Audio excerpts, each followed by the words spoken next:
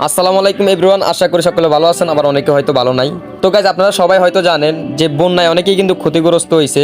অনেক জেলা, ফেনী জেলা, নোয়াখালী জেলা, অনেক বিভিন্ন জেলা, লক্ষ্মীপুর হইতে অনেক জেলায় কিন্তু ক্ষতিগ্রস্ত হয়েছে। তো আমার ফ্রি ফায়ার লাভার ভাইদেরকে আমি একটা কথাই বলবো, তো ভাই অনেক লাখ লাখ টাকা কিন্তু গেমের পিছনে উড়াইছেন, বেসেসের পিছনে উড়াইছেন, ইভোগানের পিছনে উড়াইছেন, ইমোটের পিছনে উড়াইছেন।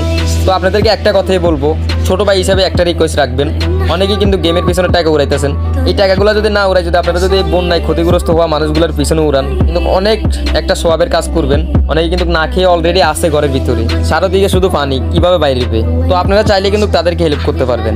তো আপনারা অনেকে হয়তো বলবেন কি ভাই আমরা কিভাবে দিব, ভাই দিতে কিন্তু আপনারাও পারবেন।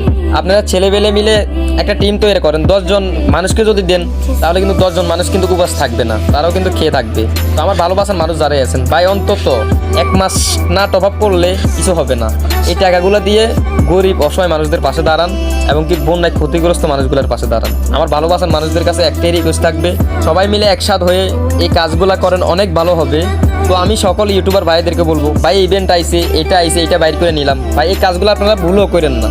দেখতেছেন দেশের অবস্থা তেমন একটা ভালো না, তো বন্যায় যেগুলো ক্ষতিগ্রস্ত হইতেছে ওগুলার পাশে দাঁড়ান, এই কথাটাই বলবো। তো আমার ভালোবাসার মানুষগুলা প্লিজ এই ছোট ভাইয়ের কথাটা শুনেন, সবাই একটু পাশে দাঁড়াবেন আশা করি।